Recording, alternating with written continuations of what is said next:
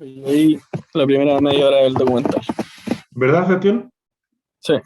Ya. Voy a tiro contigo, Sebastián. Aparte de Sebastián, ¿quién lo vio? Diga la verdad. Yo también lo vi, profe. A ver, la Yo primera también lo vi. media hora. Sí, ¿Quién la primera lo vio? media hora. No sé, la primera media hora me interesaba que lo viera. Ahora, yo lo vería entero, se lo recomiendo mucho, pero sé que es raro, ¿ok? Sé que es extraño, pero es bueno. Sebastián, ¿qué te pareció la primera media hora? O sea, algo cachada, pero igual confuso y no sé cuál es la palabra, pero como. Más enredado que cachipún de pulpo. Claro. No, pero como igual te das cuenta como el sistema es medio extraño, Perverso, po, viejo. Perverso. Ricardo, delicioso. Profe, yo creo que tengo la palabra. Yo lo encontré conspiracional el video, para ser sincero. O sea, igual me hizo conspiranoico. lógica, eso mismo. Igual me hizo sentido, pero me dio risa porque como que los primeros como videos que ponían, no sé, por los primeros 5 minutos como que no te decían nada de información y empezaba a poner como imágenes nomás. Lo encontré muy como, no sé, me confundí un poco así. No Salfate sé de qué estaría estaba orgulloso. viendo.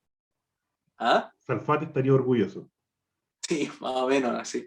Imaginé Ok. algo así como los típicos videos de las 3 de la mañana de los videos gringos que pueden hacer a las 3 de la mañana. Algo muy así. Totalmente. En forma, creo que totalmente. Sí. Nicolás, Que me sorprendió mucho cuando se añadió como el factor interés al tema y en el fondo dice que la deuda es más grande que el mismo dinero que hay circulando y que en el fondo el sistema es infinitamente impagable y las personas están infinitamente endeudadas y el sistema tiende a la inflación. o sea, Eso es lo que no solamente la deuda es mayor que el dinero que hay disponible, la deuda es el dinero que hay disponible. el dinero, claro. ¿Sí? Cada dólar que hay circulando en el mundo, cada peso, cada yen, cada euro, es deuda. ¿Sí? Ahora, me gustaría que por un par de minutos nos saquemos la forma del documental, porque a mí me encantaría que ese documental estuviera hecho como en formato Netflix, así como que sea un documental pro, bien hecho, como más creíble, porque lamentablemente encuentro que el envase del documental como que hace que uno pierda seriedad o credibilidad con lo que está viendo. Pero si se fijan, el documental está bastante basado en hechos, ¿sí? Y esos hechos yo me dediqué a buscarlo, busqué la circular de la Reserva Federal de Estados Unidos, busqué información complementaria y la verdad es que, y lo conversé con amigos que son bastante más financieros que yo, y la verdad es que efectivamente la cosa es así, ¿sí? Lo que pasa es que eh, hay gente que esto no le parece demasiado complejo, digamos, ¿sí? Que no le parece demasiado malo, por decirlo de alguna forma, ¿ok? Yo, a mí lo que puedo decir al respecto es que me preocupa, ¿sí? Espérate que los corté a la media hora cuando todavía no empiezo a hablar de los mercenarios económicos, ¿no? Que mandan a matar a los presidentes de los países y todo eso. Ahí se pone más loco el documental. Pero lo que sí me interesa conversar con ustedes de eso es la lógica que hay detrás de cómo se forma el dinero, ¿sí? Hay mucha gente que cree, y de hecho yo me acuerdo que les dije que vieron el documental la semana pasada, porque hablábamos de que el dinero es un respaldo, una representación de la cantidad de oro que teníamos en el mundo, y eso es absolutamente falso, dejó de hacerlo en los 70, ¿sí? El dinero es una contraprestación, o sea, como en términos de definición, es una contraprestación, es una partida económica de algo, pero ya no es de oro, es de deuda. ¿Sí? Y más allá, Ricardo, de lo conspiranoico del documental, la deuda como elemento central de la creación de dinero nos pone en un estado en el que como por ejemplo en el que caímos en la crisis subprime del 2011. ¿Sí? La crisis del 2011 fue una crisis en parte de deuda, no fue una crisis full de deuda. ¿Ok? Y fue la crisis más importante de la historia económica, más que la del 28. ¿Sí? Y eso es catastrófico para el universo. No sé si para el universo, digamos, pero para el mundo por lo menos sí. ¿Ok? Pero hay algo que me interesa más que para lo que puede pasar para el sistema económico completo, que es, ¿qué representa la deuda para nosotros como personas? ¿Qué creen? Dale, Gabriel. Podría ser el tema de la inflación, porque si el país tiene más deuda, emite más masa monetaria, por decirlo así, y eso causa inflación ¿Sí? a largo plazo, definiéndolo así. Y entonces nuestra plata pierde valor en el tiempo, eso es correcto. ¿Sí? Que bueno, es un robo hormiga finalmente. ¿Ok? Nicolás y después Ricardo. Adelante la mano, adelante la mano. Dale, después Federico. Dale, Nico. Yo creo que la deuda supone para las personas una obligación, un tener que, Sí. tener que pagar. ¿No? ¿Ok? Y ese tener que, ¿qué significa? Estar obligados, entre comillas, como decía el documental, la esclavización moderna, ¿no? Es estar amarrado. O sea, más allá de la palabra esclavización, que suena muy heavy en el documental, es estar amarrado, eso es correcto. ¿Sí? Dale, Ricardo. Yo iba a decir algo similar, iba a decir que la deuda, por lo menos en términos como de persona, más que a nivel como país, es una promesa de pago. Es como yo adquiero un bien antes de poder haberlo adquirido. Entonces yo prometo que en un futuro lo voy a volver a pagar. Y lo increíble de todo eso es que es en un futuro, de repente de los próximos 20, 25, 30 años, donde yo no tengo idea de qué voy a estar haciendo en los próximos 20 años. ¿Sí? Ni cuántas pandemias ni crisis mundiales van a haber en los próximos 20 años, digamos, para comprometer eso. Federico. Es que hay algo que un poco me llamó la atención y fue que durante el video, o sea, la primera media hora nunca habló, es que siempre veía el que dinero como generando dinero y eso hacía que el valor del dinero cayera porque obviamente tomaba el valor del resto del dinero. ¿Sí? Pero nunca viste que tomaban en cuenta la creación de riqueza, porque en el patrón oro que antiguamente se ocupaba, uno iba poniendo la cantidad de dinero de acuerdo a la cantidad de riqueza que hay, dependiendo de la cantidad de oro que hay. Sí. Pero como obviamente eso no funcionaba mucho, no permitía un movimiento más retenido de la economía, Mucho más chico. ¿sí? Entonces, igual se crea riqueza hoy en día. No de igual manera como el bonero, no es que se extraiga oro de la tierra, pero se crea riqueza en todo el emprendimiento, en los aportes de las personas individuales, creando nuevos productos, creando nuevos métodos. Pero eso no vi que se integrara con esta idea de que crear dinero de thin air, como de la nada.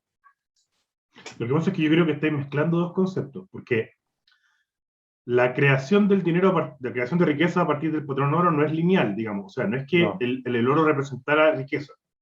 No. ¿Sí? Presentaba valor, ¿no? Representaba extracción de oro, que era más que representación de riqueza, era el respaldo económico de la plata. Eso era el oro. Sí, ¿Okay? sí. Hoy día la creación de riqueza está muy por debajo de la contraprestación de la cantidad de dinero circulante en el mercado. ¿Ok? O sea, es demasiado poco significativa la creación de riqueza en comparación con la cantidad de dinero que hay circulante. De hecho, nos estamos poniendo muy Mateo, Federico, y es una conversación que no me interesa tener ahora tan larga porque me gustaría tener una conversación más práctica con respecto a lo que significa la deuda, pero solo para que lo entendamos, hay un gráfico durante el documental que muestra la relación deuda-PIB de Estados Unidos. Es que Estados Unidos, sí, es que me acuerdo, y igual sé que Estados Unidos es una de las deudas internacionales, tiene una deuda enorme. Brutal. Y es la economía más grande del mundo. O sea, sí. si Estados Unidos tiene una deuda brutal, es porque el mundo tiene una deuda brutal, básicamente. Los chinos también tienen una deuda brutal, y eso la puede poner, o sea, son el 60% de la economía. Sí, que tiene una ventaja Estados Unidos, según yo. ¿Cuál? Como todo el mundo ocupa el dólar.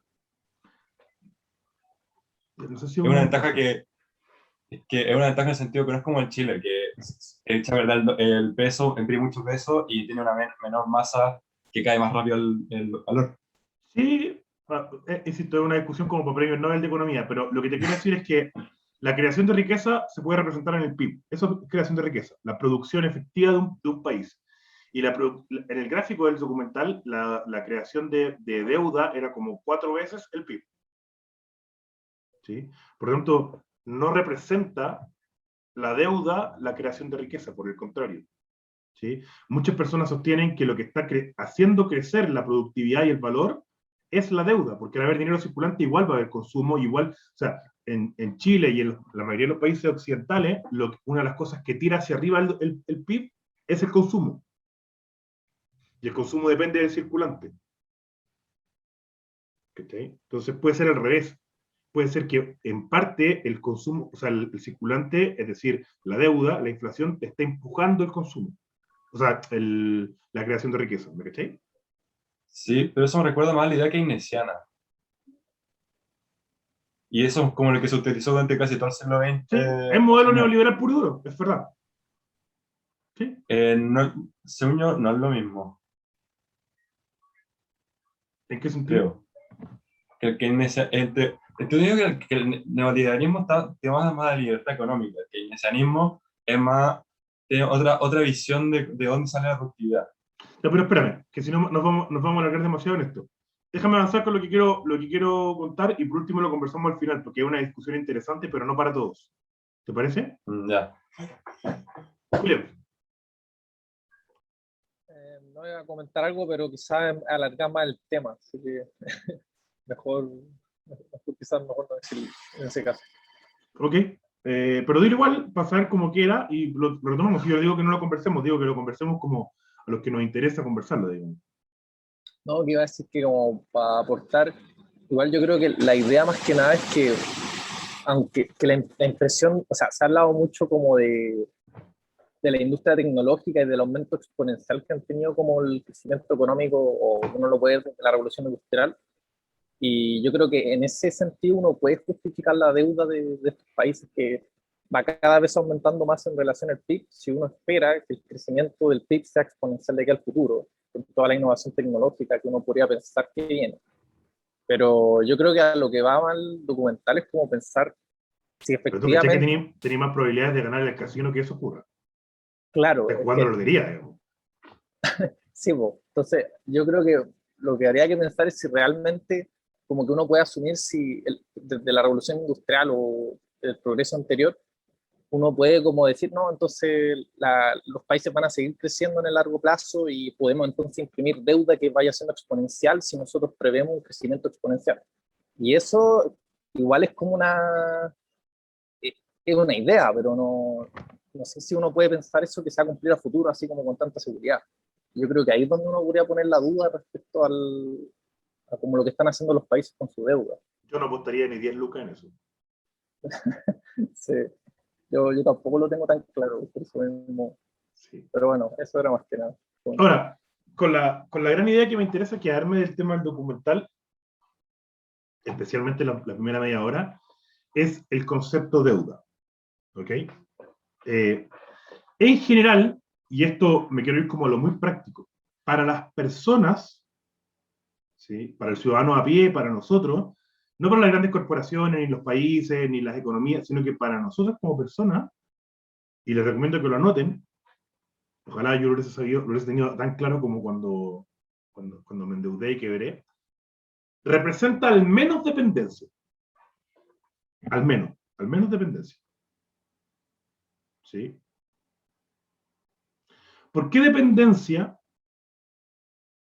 Porque lo que tengo que hacer para pagar la deuda, o lo que tienen que hacer el 95% de la población aproximadamente, ¿qué es para poder pagar la deuda?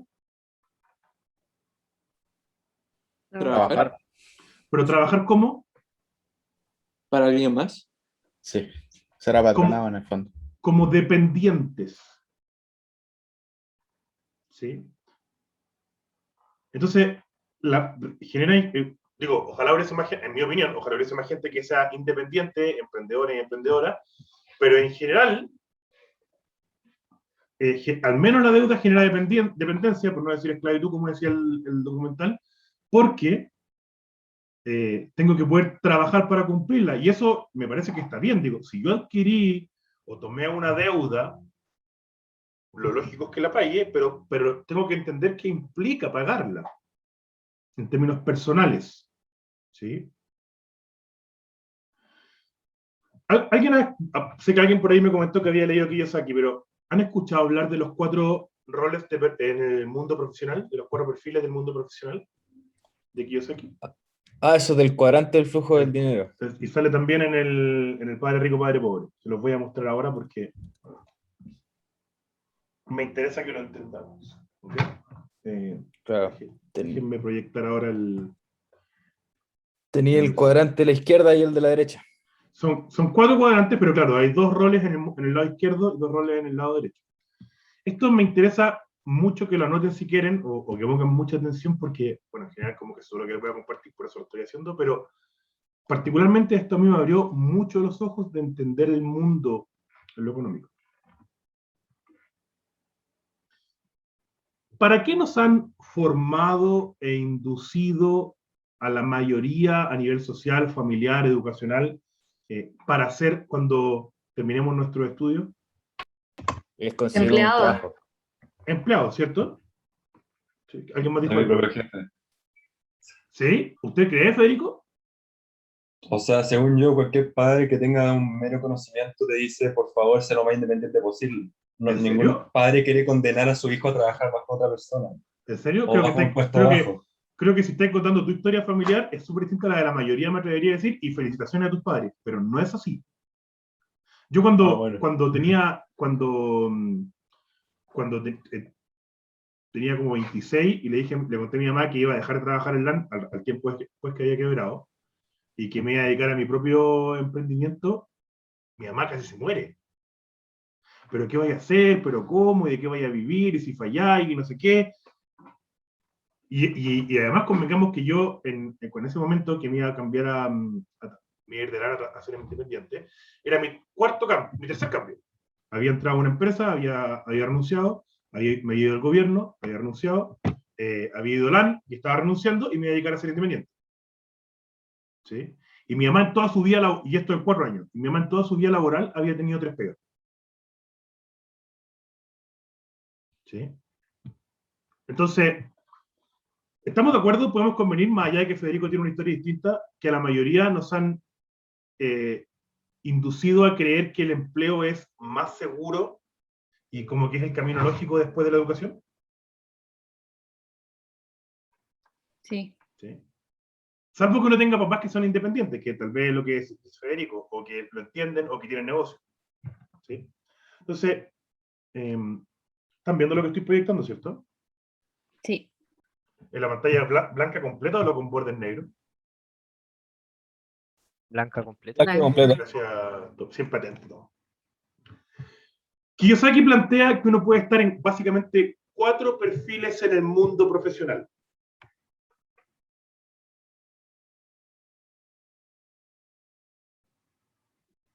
Empleado, arriba a la izquierda. Cerca del 70% de la población en general, en Chile también pasa. Empleado. El de abajo es autoempleado.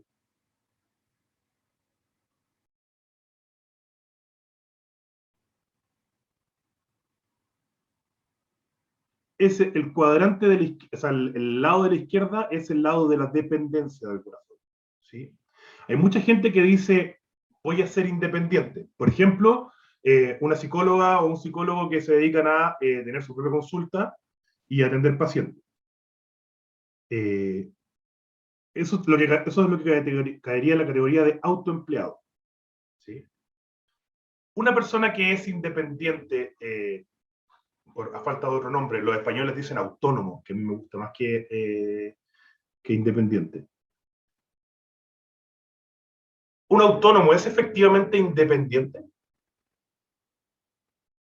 No, porque depende de sí mismo, porque si no trabaja no come, en el fondo no. Voy a volver sobre ese concepto, Nick. Solo para que tengan los nombres, ya los vamos a desarrollar. Lo de la derecha es empleado, autoempleado. El de la derecha generalmente se traduce como emprendedor, dueño de empresa, esa es la D, dueño de empresa. Para no mezclarla con la E de empresario. Pero me gusta llamarlo emprendedor, o empresario o empresario. Y la de abajo a la derecha es inversionista. Básicamente uno puede estar en uno de esos, o en más de uno, pero uno puede estar en algunos de esos cuadrantes en el mundo profesional. ¿Me explico, no? ¿Alguien se le ocurre algún otro? Porque escriba un librito y contradiga que yo sea aquí se forre. ¿Puedo proponer estar en más de uno? Sí, claro, eso dije yo, se puede estar en más de uno. Por eso. Yo Poner estoy en uno a más la de uno. mitad, sí. Yo estoy en más Sí. de uno, pero de hecho en lo práctico estoy en todo, que para mí es el mejor de los mundos, pero más que eso no hay, ¿ok? Ahora, ¿qué me interesa que veamos de esto? Resumen de Padre Rico, Padre Pobre, entre otras cosas.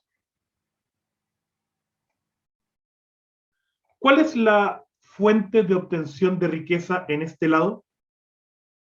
El tiempo. Cambiar, y esta es la palabra que me parece fundamental.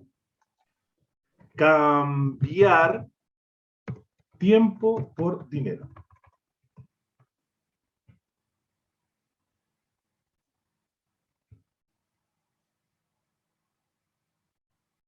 Por lo tanto, cada hora que le entregas al sistema, el sistema te retribuye en una cantidad.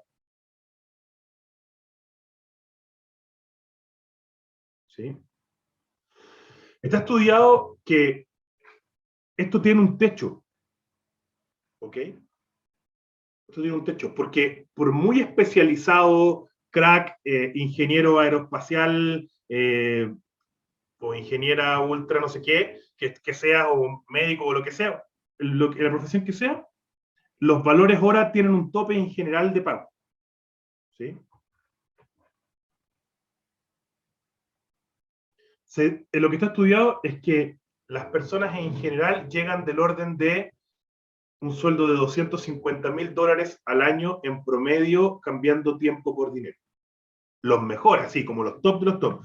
Las personas que son tope de grandes organizaciones o profesionales extremadamente exitosos. ¿Sí? $500,000 al año, voy a sumar números. Son del orden de 300, un poquito más, 300 millones de pesos al año. Es un sueldo de entre 30 y 40 millones mensuales. En promedio. Bonito, ¿no? Sí. Sí. Ahora, si alguien llega ahí o ya está ahí, me parece que fantástico, hay que felicitarlo, pero aún así hay una cuestión que hay de por medio, que es cambiar tu tiempo por dinero. ¿Sí? Hay dependencia. Ahora, lo que ocurre en la realidad en la mayoría de los países, especialmente en el que vivimos, es que los sueldos están bastante por debajo de eso, y cambiamos tiempo por dinero siendo empleados, pero por mucho menos.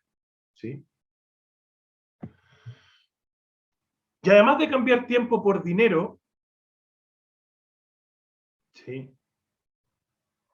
esto tiene algunas otras características relevantes. Este lado es el que paga la mayor tasa de impuestos. Por lejos. Persona natural, somos lejos los que pagamos mayor tasa de impuestos. Es más caro estar a ese lado, en términos impositivos. Aparte de que tenemos limitado el crecimiento, es mucho más caro estar a ese lado. Aquí quiero hacer un stop.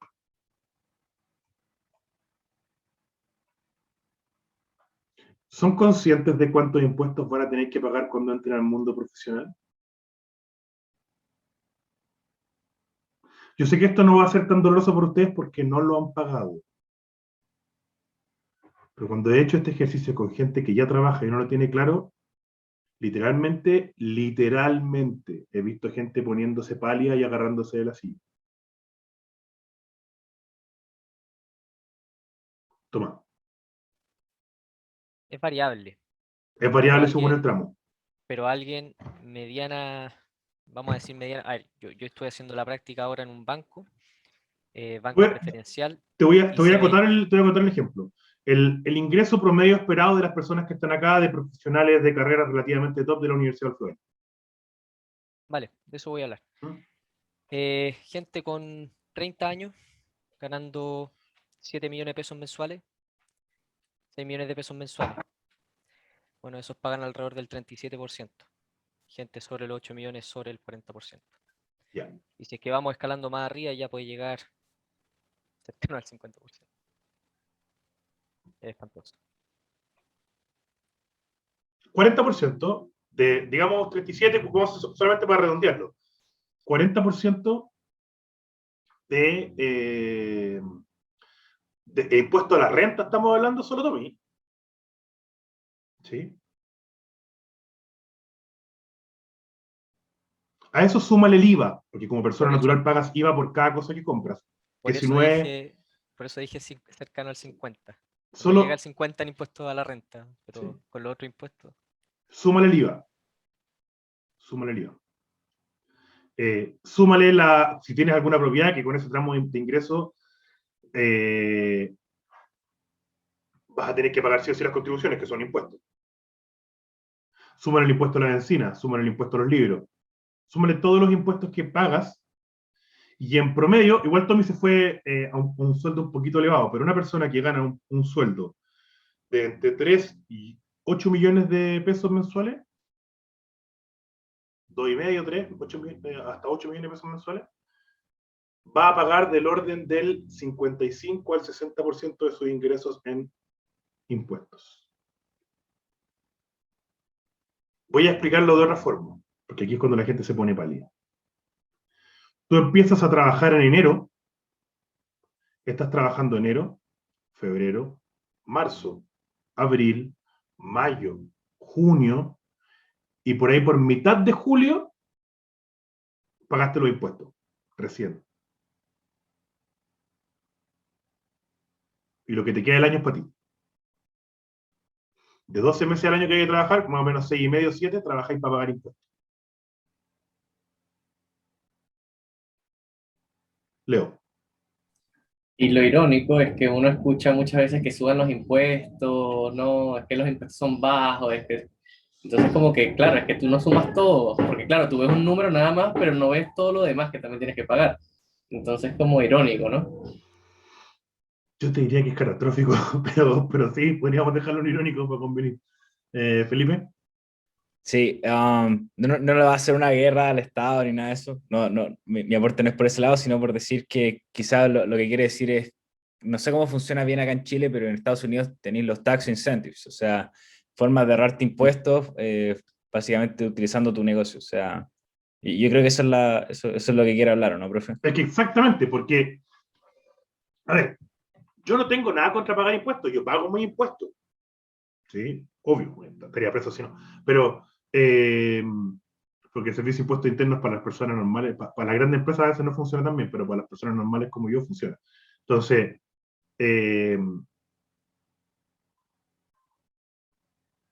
como persona natural pagas impuestos, pagas una tasa impositiva bastante mayor que la que si fueras independiente, digamos, de verdad, empresario o inversionista. ¿Sí?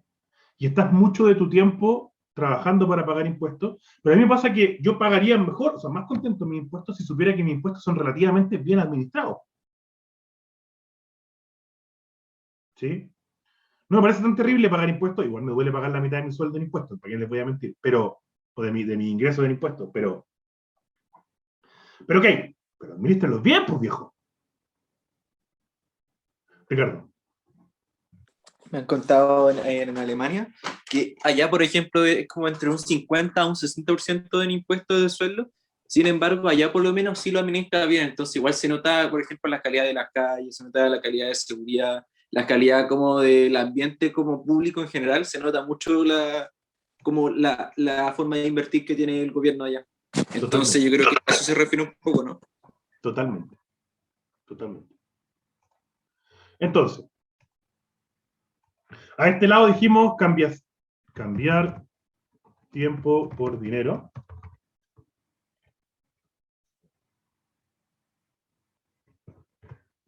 Mayor impuesto, dependencia, no manejar el tiempo. ¿Estamos todos de acuerdo con ese perfil? ¿Cuál es la ventaja de estar en ese lado?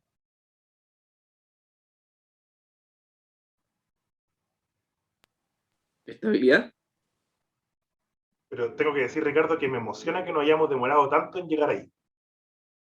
Porque cuando hacía esa pregunta a personas de 40, 45 años, la respuesta inmediata es estabilidad, seguridad. Entonces yo les pregunto a ellos, porque ustedes tuvieron más dudas, lo cual me parece maravilloso.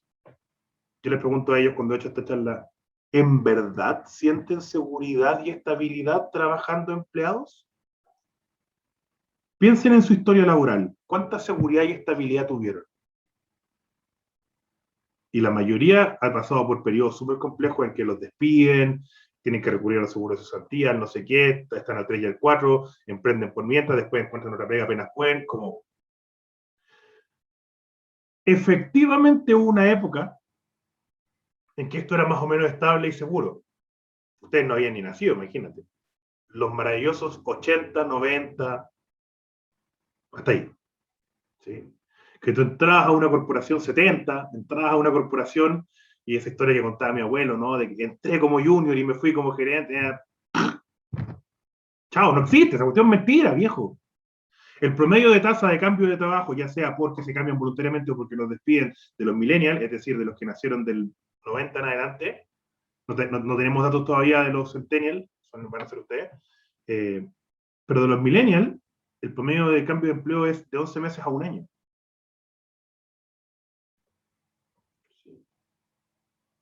No existe esa seguridad. Okay. En mi opinión, ese lado, la única ventaja que tiene, que podríamos llamar estabilidad, es que más o menos sabes cuánto te va a llegar a fin de mes. Y que, en general, pase lo que pase, tu empleador va a tener que ver cómo carajo te paga el sueldo a fin de mes. Y eso hasta la pandemia, porque ahora llegó la pandemia y resulta que tus empleadores se bajaron entre un 30 y un 40% y ahí queda. ¿Me explico, no? ¿Qué hay al lado derecho? Un dueño de empresa. Una dueña, me equivoco. Una dueña o dueño de empresa. ¿Cómo obtiene el dinero? Por la renta del capital, ¿o no? Ese es el inversionista. ¿Del tiempo de los demás? Pero aparte del tiempo, El trabajo. de los yo, demás. dice Kiyosaki organiza recursos por dinero. Tiempo propio y tiempo de los demás, dinero propio y dinero de los demás, materias primas, etcétera, etcétera. ¿Sí?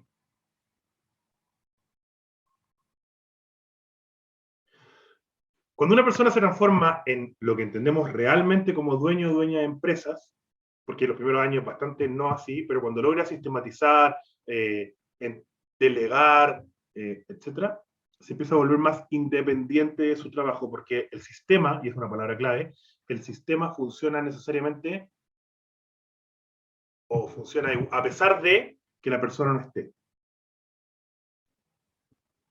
¿Okay? Cuando hay sistema. Si no, no hay pasado en términos del hacer, puede ser que tu empresa sea una gran empresa, pero si tú tienes que estar metido en todo, entonces eres más bien un autónomo o un autoempleado que un dueño de empresa. Pero cuando logras que pero cuando logras que el sistema haga las cosas más allá de ti, te empiezas a volver un poco más independiente. Ahora sí, Felipe. Sí, que hay una cita que dice algo más o menos así, sí.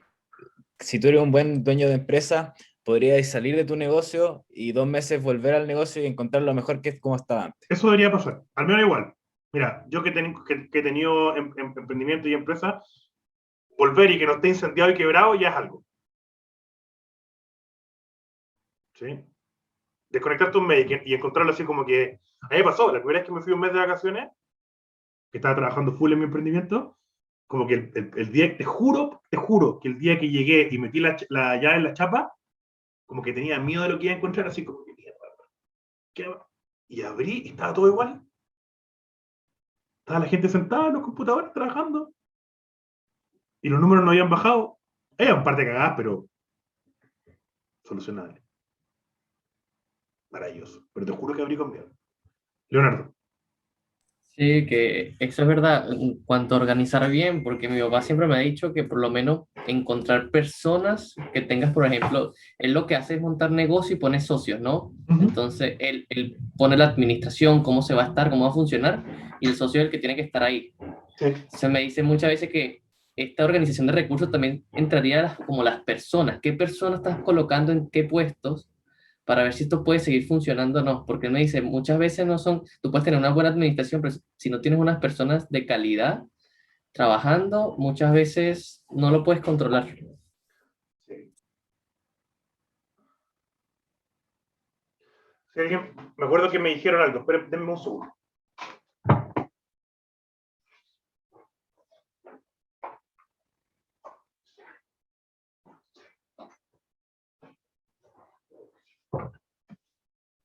Algunas personas me acuerdo que me dijeron la semana pasada que si quería fuera recomendando libros que pudieran tener anotados para ir revisando de repente. Si a alguien le interesa el emprendimiento y ser independiente o hacer su propia empresa cuando salga a la universidad, por favor, escúcheme, míreme, detenga lo que está haciendo y míreme. Por favor, bueno, acá, por favor, leas este libro.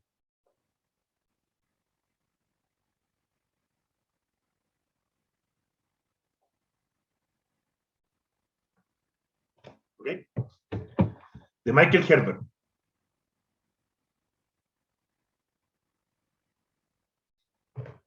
Lo que dice el mito del emprendedor, se lo resumo, alerta spoilers, si quiere leerlo con calma no lo escucho ahora, pero lo que hizo Herbert básicamente fue investigar.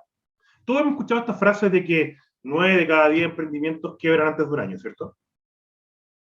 Y después de un año, de esos 10% que quedaron, si eso es el nuevo 100%, 5 de cada 10 quiebran antes de los 5 años. ¿Sí? Herbert dijo, ya, ok, está bonita esa cifra. Digo, no está bonita, pero es como heavy, asusta. ¿Pero por qué? Tratemos de explicar por qué. E investigó cuáles habían sido las razones de por qué los emprendimientos quebraban. Y llegó a una serie de conclusiones que escribió en el libro, porque el libro no solamente se trata de explicar por qué quiebran, sino que decir qué deberían haber hecho o qué hicieron los emprendedores que quebraron y lo intentaron por segunda o tercera o cuarta vez, y qué mejoraron y que ahí les permitió dar el salto a funcionar y pasar el valle de la muerte. ¿Sí? Y una de las principales cosas, Leo, es, más que encontrar socios, es aprender a enseñarle a las personas lo que tú sabes para que sepan administrar bien. Que básicamente es crear un sistema que no dependa de ti. Enseñar. Mira, yo tenía un kine que me hacía masaje en los gemelos, porque a mí se me acalambran heavy, además como peso mucho y juego rugby, y es como... y había hecho unos cursos y había como descubierto unas técnicas propias y en verdad era un crack que era lo único que me sacaba como las contracturas bien. Y le decía, viejo, tú cacháis tanto de esto que tú podrías hacer un negocio de esto. Y me decía, ya, pero es que yo soy el único que sabe esto y soy el único que sabe cómo hacer los masajes y si te aprieto aquí sé lo que tengo que hacer. Le decía, ya, pero en el fondo lo que tú tenías es una receta. ¿Sí? Si tú eres capaz de escribir esa receta, protocolizarla y enseñársela a otras personas, esas otras personas van a poder hacer más o menos lo mismo que tú. A lo mejor ya, no harán el masaje 100% igual, pero lo harán un 80% igual. Ok, contrata personas y cobra un 80% por esos masajes. Filo. De lo que cobras tú. Pero puedes enseñarlo. y puedes protocolizarlo para que no dependa todo de ti. Porque él se quejaba de que no tenía vacaciones, de que si dejaba de trabajar no ganaba ni uno, de que si se sentía mal tenía que ir a trabajar igual porque si no, no podía pagar las cuentas. Si tú creas un sistema, el sistema en un momento empieza a no depender de ti, y eso es maravilloso. Nico. Profe, tengo una duda que pucha puede ser que suene incluso como feo decirlo así, pero hay que como de cierta manera igual como condicionar a los demás enseñándoles, pero que en el fondo que no te superen, ¿verdad? O sea, lo digo por el hecho, no sé, por el mismo ejemplo del masajista, si él se empezara a enseñar, por decir así, la fórmula y otro empezar a emprender, sería como, me quitaría el puesto, por decir así, de alguna manera. Entonces, a lo que voy es como enseñarle para que lo haga, pero para que lo haga para mí, por decir así. Así como crear mi empresa de masaje, enseñarles cómo hacer el masaje, pero que en el fondo ellos sigan trabajando para mí, más como de... O sea, tú dices como enseñarle, pero hay un punto en que tú caché que eres el único que sabe cómo sacar ese nudo en particular. No sé si así, pero a lo que voy es como... No, mi experiencia y la experiencia de Herbert y lo que has estudiado es que tú ojalá, de hecho lo dice Kiyosaki también, ojalá estés rodeado de pura gente mejor que tú. Ok. Porque lo que tú tienes que ser bueno es en hacer el negocio. Ya. ¿Sí? Y ojalá tengáis pura gente mejor que tú Mira, mi empresa, que creo que les conté la semana pasada, ¿no? ¿De qué es? Es de No transporte, nos dijo de qué era. de transporte marítimo. Un freight forwarder, se llama el rubro, que básicamente nosotros movemos carga a nivel internacional, traemos containers, mandamos containers. Yo no compro nada afuera, sino que mi cliente me dice, oye, me compré, no sé, Stifix en China, 2 containers. Ya, yo te los traigo, yo hago la logística, yo contrato la naviera, yo me veo con el agente de aduana, yo los dejo en tu bodega, yo hago toda la logística completa. Esa es mi empresa. ¿Ok?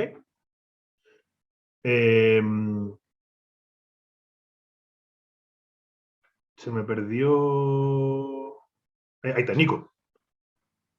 Todas las personas que trabajan conmigo en mi empresa saben más que yo del negocio. Todas. Cuando nosotros los contratamos, yo no sabía casi nada del rubro y contratamos a pura gente que supiera. Y todos siguen trabajando ahí y yo aprendí un montón. La verdad es que fue al revés, como no fui yo el que le enseñó todo, todos me enseñaron a mí. Porque mi negocio, Nico, era tener negocio. Esa era mi pega, tener el negocio.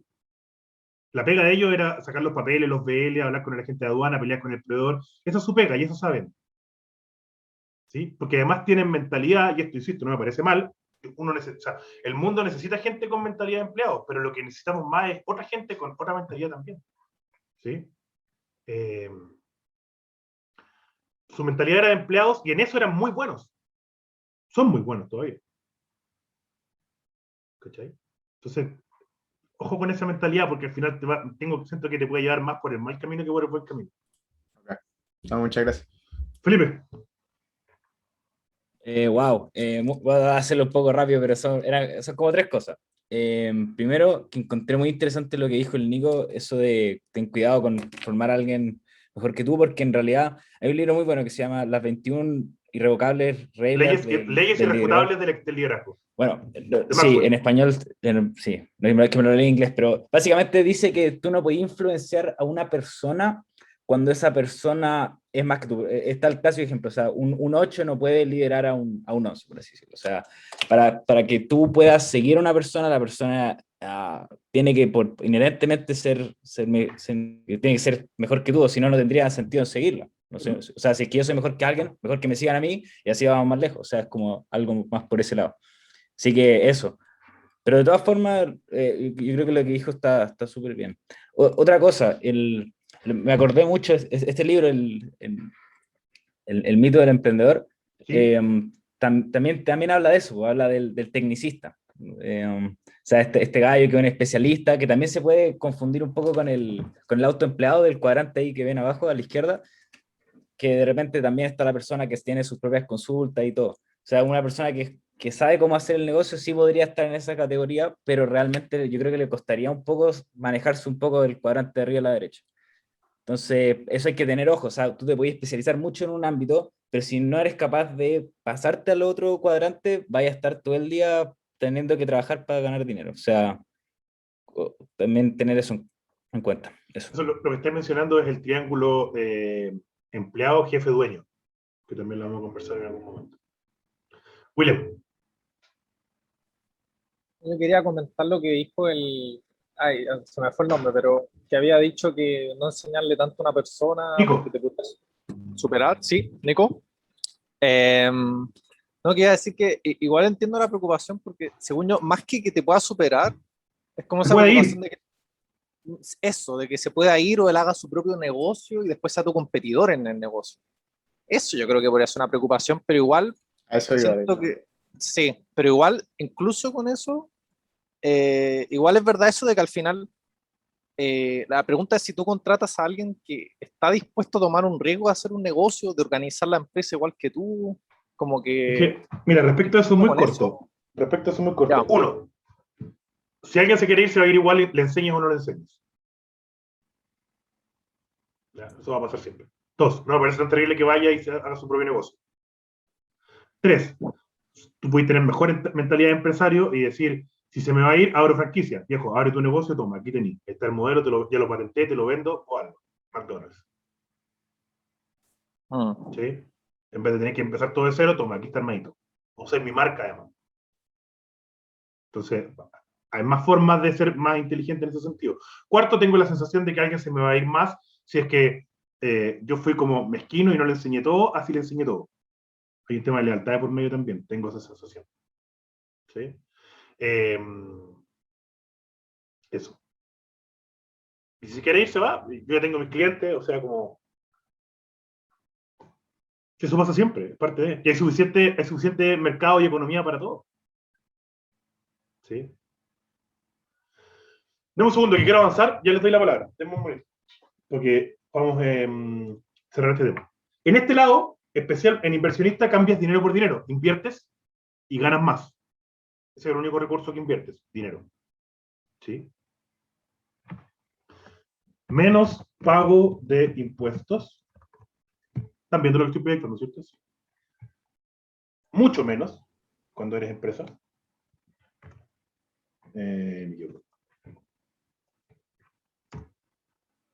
Mejor y mayor manejo del tiempo.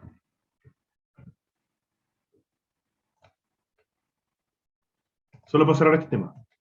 Esto es clave saberlo, porque entender que existían estos perfiles, o sea, como que cuando uno lo escucha, es como, parece obvio. ¿Sí? Pero es lo obvio, obviado, digamos, es lo que obvio que no se sabe y que uno no lo tiene dentro de su planificación. ¿Ok? Cuando yo me enteré y lo leí, dije, wow, quizás me interese cambiarme de cuadrante. Y después descubrí que a mí lo que más me acomoda es estar en todos los cuadrantes. Entonces yo le trabajo a la universidad como empleado, tengo un contrato, me pagan por hora, vendo consultorías, talleres y cosas, soy un autoempleado. ¿Sí? Tengo un par de emprendimientos que funcionan y dejan utilidades, soy dueño de empresa.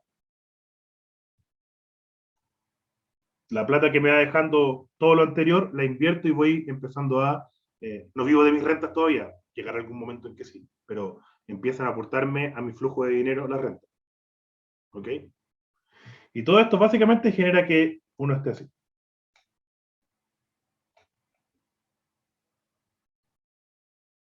¿Sí? Entonces la gente me dice, ¿cómo te alcanza el tiempo para hacer todo eso? Yo le digo, muy fácil, pues viejo, no estoy toda mi vida aquí, como vos. Que la gente no se da cuenta de la cantidad de tiempo que es todos los días de 9 a 7 de la tarde. Eso es mucho tiempo.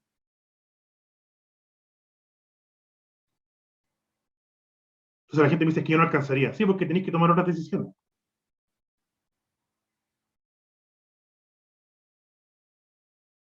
Yo me fui de Lampa a hacerlo, digamos. No estoy diciendo a nadie que renuncie a su pega, ojo. Que por así creo, pero no lo estoy diciendo que lo hagan. ¿Okay? Pero con información y con un buen plan te puede funcionar. Ahora, si se fijan, el tránsito, lo voy a poner aquí en verde, en naranjo, el tránsito del cuadrante de la izquierda a la derecha implica una palabrita que es muy importante.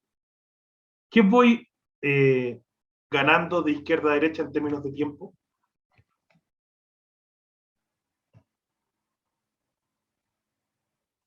Independencia.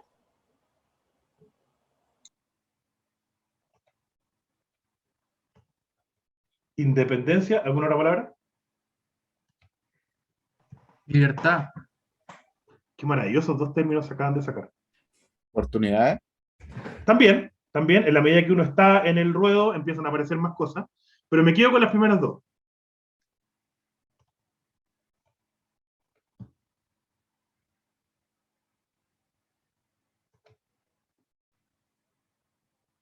Libertad. Y por eso partí con el tema del documental y la deuda, porque una de las cosas que implica la deuda, cuando hablamos de la dependencia, es que no te da libertad necesariamente. Una de las principales razones por las cuales la gente tiene miedo de dejar de ser dependiente y pasar a ser independiente es porque dicen, tengo muchas deudas que pagar, no me puedo arriesgar. Spoiler, es mucho más fácil ser independiente sin deuda que con deuda. Acá estoy diciendo algo obvio, pero pareciera que no es tan obvio cuando ve la cantidad de gente que tiene deuda y que por lo tanto no puede hacer, no sé si no puede, pero es mucho más difícil hacer otras cosas. Sí.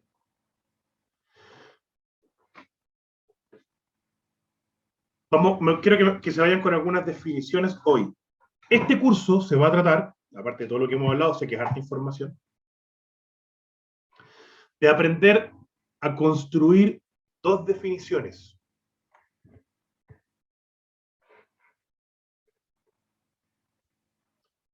Definición número 1, independencia financiera. Definición número 2, libertad financiera.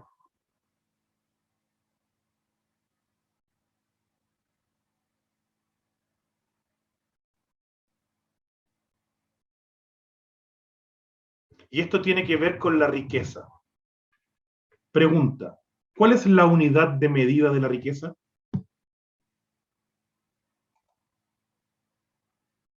Podría ser lo neto, como lo Felicidad. que yo debo versus lo que yo tengo. ¿En términos de qué? ¿De plata?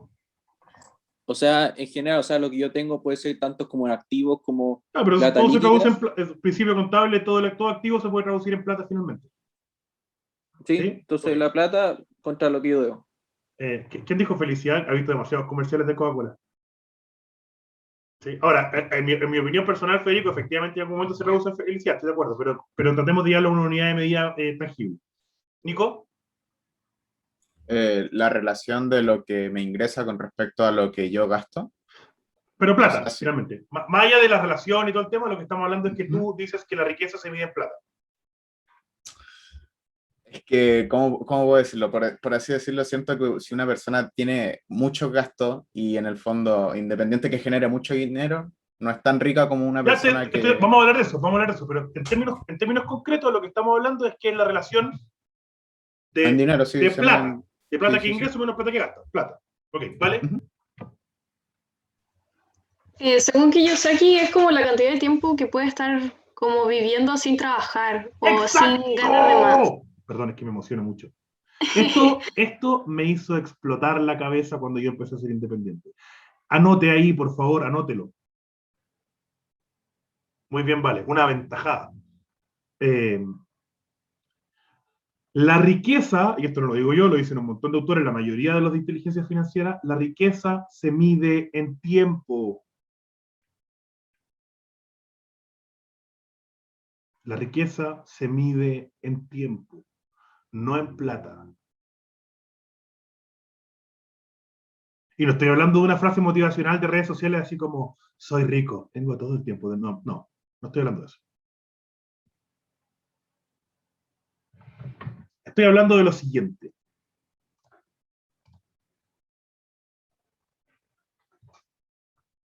Vamos a definir independencia financiera. Si ustedes buscan estos dos términos en Google o en YouTube, les van a salir infinitos videos porque básicamente de esto se trata todo.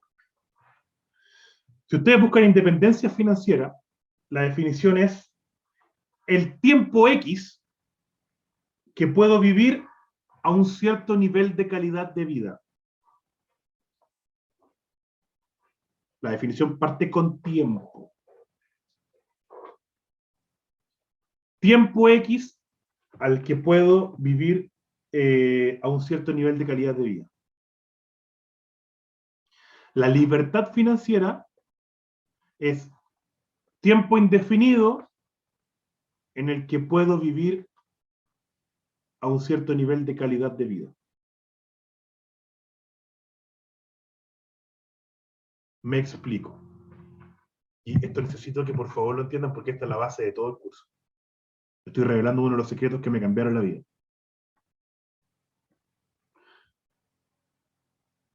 Cuando uno define su estilo de vida deseado, y ese término lo vamos a trabajar la próxima semana, cuando uno define su estilo de vida deseado, ese estilo de vida tiene un precio. ¿Ok? ¿Estamos todos de acuerdo, no? Será 1 millón, 5 millones, 10 millones, pero ese estilo de vida tiene un precio. Ojo, no al que vives hoy, al que tú quieres vivir. ¿Sí? Ese estilo de vida tiene un precio. Vamos a decir, para hacer números redondos, 1 millón. ¿Ok? Podría ser $1.000.000, pero da lo mismo. 1 millón. La independencia financiera, entonces, es cuánto tiempo yo puedo vivir al estilo de vida que quiero sin tener que trabajar. Porque tengo la plata para poder vivir a ese nivel de independencia financiera, o sea, de estilo de vida. Entonces, si por ejemplo yo tengo ahorrado 12 millones de pesos y mi estilo de vida deseado cuesta 1 millón de pesos, ¿cuánto tiempo de independencia financiera tengo?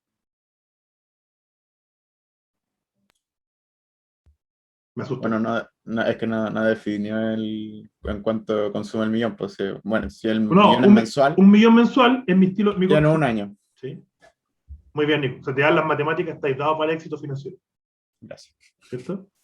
Si mi estilo de vida vale 1 millón mensual y tengo 12 millones, tengo 1 año de independencia financiera, ¿cierto?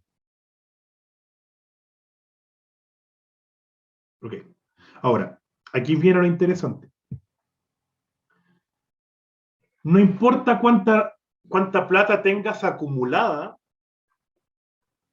si está solo acumulada, guardada, tu independencia financiera es limitada, ¿cierto?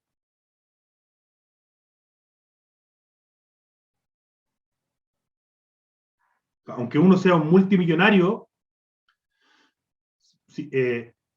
y mi costo de vida vale X, a lo mejor me va a durar a mí, le va a durar a mi hijo y les va a durar a mis nietos, pero en algún momento esa plata se va a acabar utilizándola a un cierto ritmo, ¿cierto? ¿Sí? Por lo tanto, aquí entra el segundo concepto, que es libertad financiera.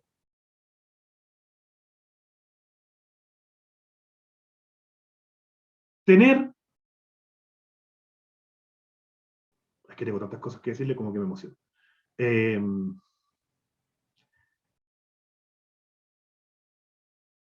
Tener un sistema, o varios sistemas, pero es un sistema global, digamos, que me permita pagar mi estilo de vida indefinidamente.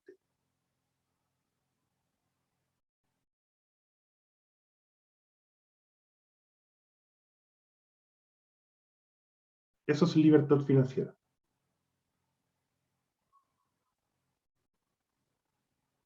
Estas definiciones, ambas, como magistralmente dijo Vale, son de Kiyosaki.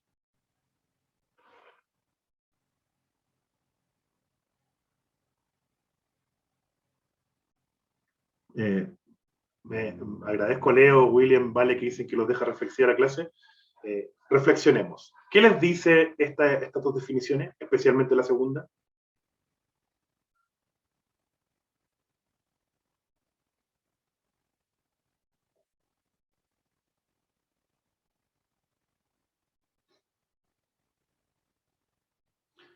Explico independencia financiera de nuevo, Cristian, no hay problema. Es, si mi estilo de vida que yo quiero cuesta 1 millón, 10 millones ahora mismo, yo puedo tener plata acumulada que me permite pagar ese estilo de vida por una X cantidad de tiempo. Es decir, si yo tengo 12 millones acumulados, lo que me va a alcanzar la independencia financiera es 1 año. Si yo tengo 120 millones de pesos ahorrados y mi estilo de vida cuesta 1 millón, voy a poder tener independencia financiera por 10 años. Entendemos independencia financiera y libertad financiera como que tú no tengas que trabajar para conseguir que eso pase, salvo que tú quieras. ¿Ok? ¿Ahí sí, Cristian? ¿Y el resto que a lo mejor le quedó duda? Bacán.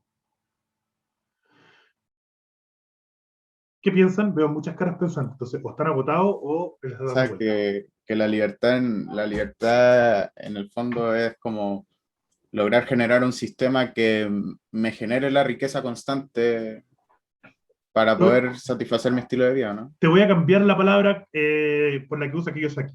No la riqueza constante. La clave es el sistema me tiene que generar el flujo. El flujo constante que me permite pagar el estilo de vida que quiero. Okay. O sea, teniendo en consideración, claro, el tiempo sin trabajar, pues, sin que yo esté ahí. ¿No? Claro, cuando no tengo que cambiar mi tiempo por dinero. Por eso es independencia y libertad. Claro, sí. No sería dependencia financiera. Sí. ¿Cuál es la pregunta evidente? ¿Cómo? ¿Cuál es la pregunta obvia, especialmente de la 2?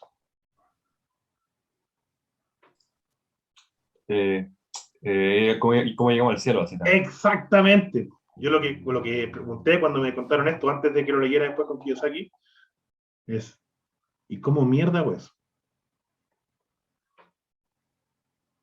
Obvio, puede ser la pregunta obvia. Bueno, pero eso tiene otro precio, no se los voy a contar acá, por eso en un seminario, no, lo vamos a ver en el curso. Nos vamos a demorar harto, pero lo vamos a ver, o sea, lo vamos a empezar a ver a partir de la próxima semana, pero lo vamos a ver durante todo el curso. ¿Ok? Pero hay que cambiar el chip. Porque la medida es de tiempo, no de cantidad. Porque si tú tienes $1 millón en tu cuenta corriente o en tu cuenta de ahorro, alguien podría decir que eres rico. ¿Sí? De hecho, la revista Forbes, lo que considera una persona rica es una persona que tiene, además de sus activos no tan líquidos como casas, autos, etc., es una persona que tiene en su cuenta de ahorro, cuenta corriente, así como en cash, tiene $1 millón. Eso es lo que Forbes considera rico. De ahí para arriba, digamos. Después, súper rico, súper rico, y etc.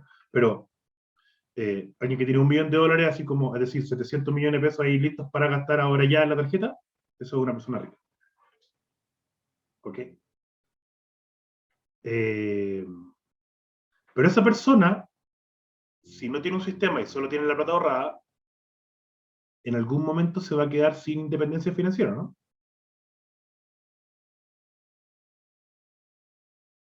Gabriel. Ese puede ser el caso como de la gente que gana la lotería, ¿no? Que existen muchos casos de personas que ganan la lotería y se gastan la plata y después vuelven a estar como estaban. Oye, Gabriel, me estoy tirando la lengua. El problema es que me va a pasar extremadamente de las 6:10 y te respondo. Entonces, Gabriel, tienes una misión. ¿Sí? Próximo jueves, al principio de la clase, tú me vas a decir, profe, acuérdate que íbamos a hablar del tema de la lotería. Y vamos a partir por ahí, ¿ok? Ok. Te voy a responder. Pero lo único que te puedo adelantar como spoiler es que la gente que se gana la lotería no queda igual. En el 98,7% de los casos, queda peor. Y no lo digo yo. Les voy a contar el estudio con lo que se hizo. Ricardo. Profe, no me acuerdo cuándo fue, pero me acuerdo de una noticia de como un joven o un niño, no me acuerdo qué, que se había ganado una lotería, pero le hicieron pagar tanto impuesto que al final no se ganó nada, así. Se ha ganado como 1 billón, una cosa así, y pagó casi que un 80% de puro impuesto, entonces al final como que le llegó como algo parecido a como 800 lucas más o menos. No sé si lo que yo les voy a contar va por ahí, pero hey. ¿Ok? Entonces... Era argentino. ¿Sí? Ese mismo, y era una competencia de juego, una lotería, no me acuerdo qué era, así. No sé si era argentino, pero era un chiste. Entonces, me interesa que se vayan con esta definición, ¿sí? Y quiero decir algo al respecto.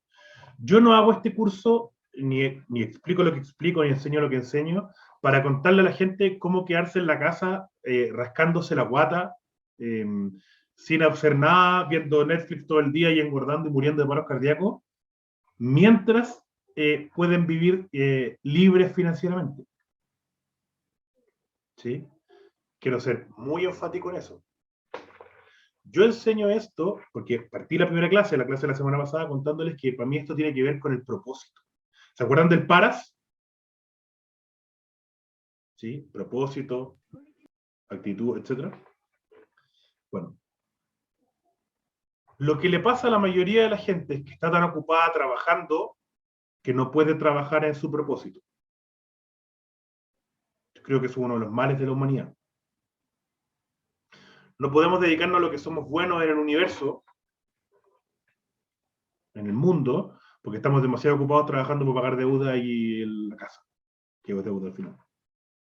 ¿Ok? Entonces enseño todo esto para que seamos libres de hacer lo que vinimos a hacer a este mundo. Cuando trabajas en tu propósito, cuando te dedicas a tu propósito, no hay escenario profesional, laboral, personal incluso, más alegre. ¿Sí? Ahora, esa definición implica otra variable, encontrar tu propósito, que es todo otro cuento. Yo lo encontré como a los 30. Siempre lo supe en verdad, pero no lo había escrito nunca así como... Y tenía serias dudas y me enredé. Después lo voy a contar esa historia. Pero, no estoy contando esto para que te puedas quedar en la casa, salvo que ese sea tu propósito. Quedarte en la casa rascándote la guata y jugando Play. Ahora, si ese es tu propósito, tenéis que ser el pinche mejor rascador de guata y jugador de Play que existe en el universo, y tenéis que hacerlo, pero que uno te mire y se inspire a rascarse la guata y jugar Play, porque en verdad como que uno dice, este gallo vino a este mundo a hacer esto. Así como tú decís, hay gente que uno ve a Usain Bolt, o lo veía, y uno decía, este gallo vino a correr, ¿cierto? A eso vino a este mundo, o sea, como que estaba hecho para eso. Si tú crees que tu propósito es quedarte en la casa jugando Play, comiendo pizza y rascándote la guata, uno te tiene que ver a ti haciendo eso y sentir lo mismo que veía corriendo Usain Bolt. ¿Okay? Entonces, por eso es libertad, porque solo cuando el tema económico no es un tema, solo cuando el tema de la plata no es un tema, tú efectivamente te dedicas libremente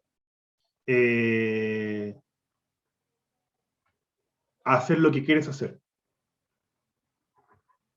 Cuando uno no tiene que, y créanme que es así, porque cuando uno no tiene que trabajar obligatoriamente todos los días, y decides cada día trabajar en tu propósito, solo en ese momento eres libre porque efectivamente cada día lo estás haciendo por una elección, no por una obligación.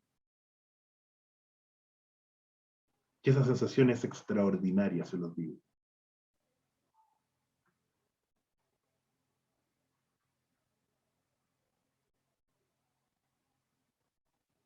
¿Me explico? ¿Qué tal? ¿Se llevan cosas hoy día o no? Sí, profe, Sí. muchas gracias. Caleta. Maravilloso. Vamos a ir cada vez más hacia lo concreto. Insisto, yo les dije, vamos a terminar en algún momento hablando de Excel y planilla y inversiones y ahorro. Vamos a ir para allá. Pero si no entendemos la lógica que hay detrás, no va a servir de nada eso. ¿Sí? Yo tengo un Excel maravilloso en el que administro todas mis lucas y lo he ido construyendo durante años y es fantástico. Y hay mucha gente que sabe que yo hago esto y me dice, viejo, mándame el Excel. Digo, ya, pero es que hay otras cosas que te tengo que contar de por medio. Ya, pero mándame el Excel. Pero déjame contarte. No, quiero tu Excel. Bueno, ya, les mando el Excel. 3 años después están igual o peor. No sirve de nada. Tenéis que entender la lógica que hay de por medio. ¿Ok? Pero fue un spoiler. ¿Cómo, Está furioso, de qué formato lo tienes organizado? ¿En qué sentido? O así como algún principio, algo más. Ah, por supuesto, sí. Te voy a decir uno de los principios. Hay que aprender a vivir con la mitad de lo que ganas. Ya. ¿Sí? ¿Claro o no claro? Yep. Bueno. Nos vemos el próximo jueves. Tengo que ir con cero, dice Leo. Eso es parte de lo que vamos a Chao, conversar. profe. Que esté muy bien. Chao, profe. Chao. Profe, que esté bien, gracias. Chao, profe, gracias, que le vaya bien. Chao, Chao, chao. gracias. Ahora que esté muy bien, muchas gracias. Chao.